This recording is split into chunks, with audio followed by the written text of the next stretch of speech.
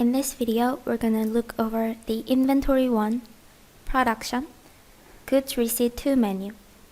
In Goods Receipt To menu, the way that the program processes production data is basically similar to Goods Receipt 1. However, the difference is that in Goods Receipt 2, you can modify consumed quantity or consumed items themselves based on actual production. If you look at the input screen, the bottom area is divided into Manufactured tab and Consumed tab. If you enter a finished good and quantity and go to the Consumed tab, if you click Apply BOM in the screen middle, the materials that are consumed to manufacture the corresponding finished good will be applied to the input screen. And you can manually adjust the consumed quantity in the Consumed tab, or if an additional material has been consumed for this particular production, you can add the corresponding item code in the input screen. And if one of the consumed materials has not been used in this particular production, you can select the corresponding row and click Delete Selected. And after adjusting consumed items and quantity in this way, later you can generate and view costing data by applying the actually consumed items and quantity. And I will reset the screen. And firstly, we will look over the fields at the top. In the Date field, as in Goods Receipt 1 menu, you can enter the date when the production was carried out. And in PIC field, you can enter your employee who's in charge of the production. And in the Factory field, enter the manufacturing factory where the goods were produced. And in the Location In field, if the corresponding products require additional processing, and if they need to go to the next factory, enter the corresponding factory. And if the manufactured goods will be stored in a warehouse first, and if they will be later transferred to the next factory, enter the corresponding warehouse. And then later you can enter a new goods issued slip to transfer the goods from the warehouse to the next factory. And lastly, if the goods that are manufactured here are final products and there will be no more process, you can enter the final storage warehouse in the Location In field.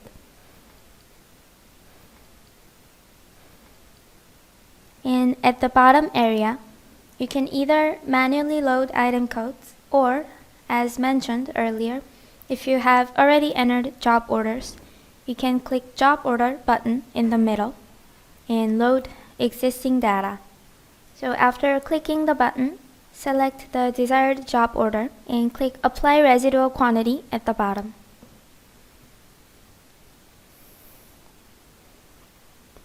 Then the program will load the data entered in the job order to the top area.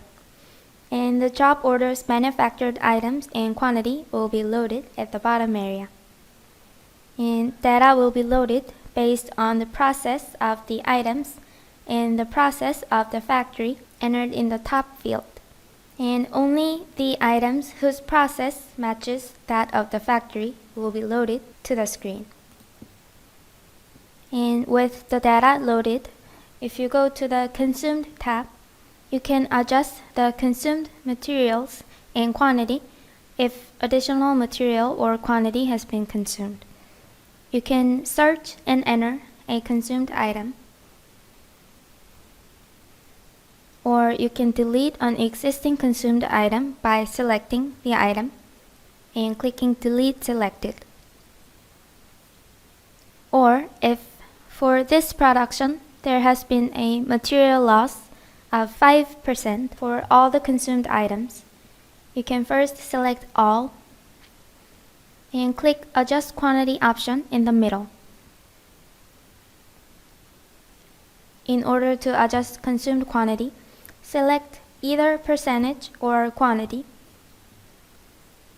and enter -5 for the loss of 5% and select decimal places and click Apply. Then quantity will be adjusted based on the settings in the quantity field. And one thing to note about the Consumed tab is when adding an additional consumed item, which is not included in the BOM, you need to match the corresponding manufactured item in the Manufactured Item field on the left side. By doing so, you can specify for which manufactured item the corresponding consumed item has been used. So since in Goods Receipt To menu you can enter multiple items production if their process is identical, you need to specify for which manufactured item each material has been consumed. By doing so, later when you generate a costing, you'll be able to accurately generate the cost of each manufactured good.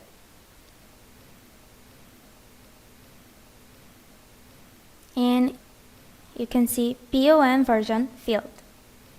If a single product has multiple part lists, you can register each list as an individual BOM and then use them to place job orders or issue and manufacture goods by each part list in the production module. And about multi-BOM versions, you can refer to the BOM design video. And as mentioned earlier, in Goods Receipt To menu, you can enter production data by modifying consumed materials or quantity.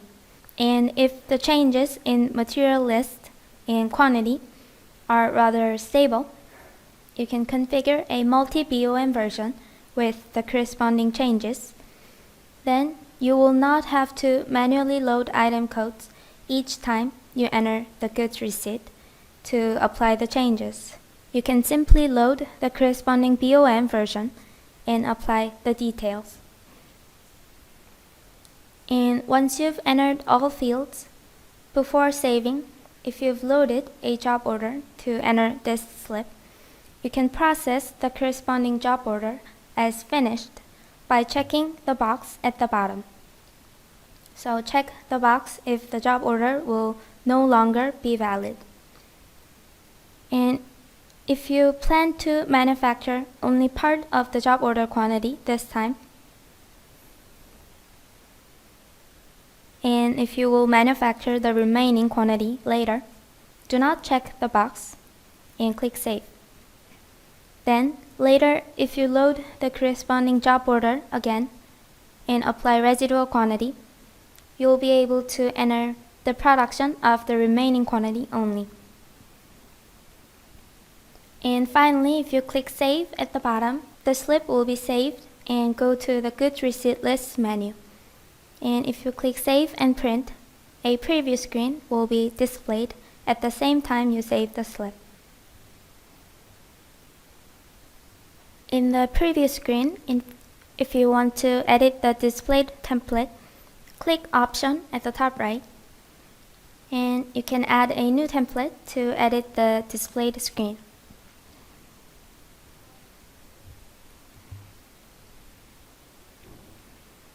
In the Template Setup window, hover over the top section and click Setup to edit the top section. And hover over the bottom section and click Setup to edit the bottom section. And in order to add fields to the body part, click on a field title and use the displayed buttons to edit the fields. And back in the preview screen, you can print out the displayed slip and export it in Excel, PDF, and you can send it via email. And then we're going to go to the Goods Receipt Lists menu. In the list menu, you can verify all the goods receipt data you've entered, and in the list, all the goods receipt slips created in goods receipt 1, goods receipt 2, and goods receipt 3 will be all gathered and displayed.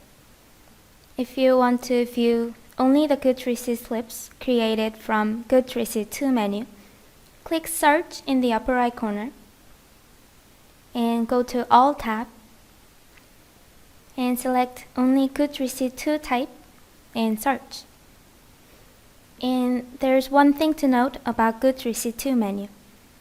So in goods receipt 1 and 2 menu, if a finished good requires multiple steps of processes for a final product, you need to process manufacturing data by each process. Entering multiple processes at once is not possible. That is, after entering the production of a semi-finished good, if there will be additional processes through to the final product, you need to enter a goods receipt slip for the corresponding semi-finished goods and finished good through to the final finished good. And it goes for both goods receipt 1 and 2. So please make sure to enter all goods receipt slips that are required to manufacture the final finished good in goods receipt 2 as well. So in the input screen, I will enter the final process, packing, and load the same job order.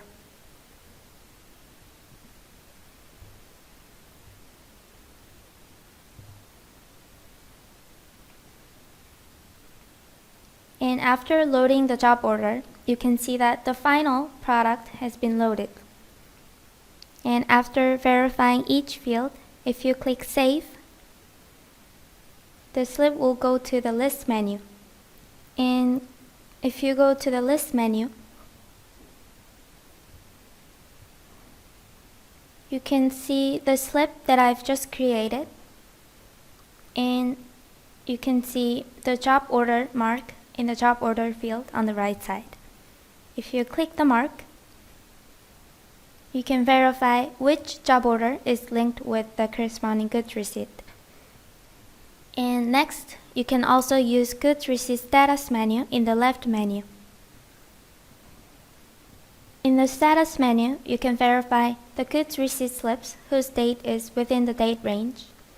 And you can also aggregate data by various conditions. And if you click Search, the manufacturing data will be displayed in reports form, and template setup is also available for editing the report. You can hover over Option, Template Setup, and add a new template and edit the columns and fields. And you can also print out the displayed report and export it in Excel and PDF. And you can view data in a graph form. And since in goods receipt 2 and 3, you can adjust the consumed materials and quantity when entering data, you can verify the difference between BOM standard and actual production data by going to goods receipt consumed status 1 menu in the left menu. In this menu, based on the date range, you can verify the items and their quantity consumed to produce the manufactured item quantity. If you click Search, the BOM quantity will be displayed in Standard Quantity Consumed field, and the quantity actually entered in goods receipt slips will be displayed in Actual Quantity Consumed field. And lastly, if you've entered goods receipt slips by loading existing job orders, you can go to Job Order section and use Progress Status by Job Order Report. If you search by Production Progress Status type, you can verify the finished or semi-finished goods and their quantity required by job orders, and the actual production progress and unmanufactured quantity at a glance.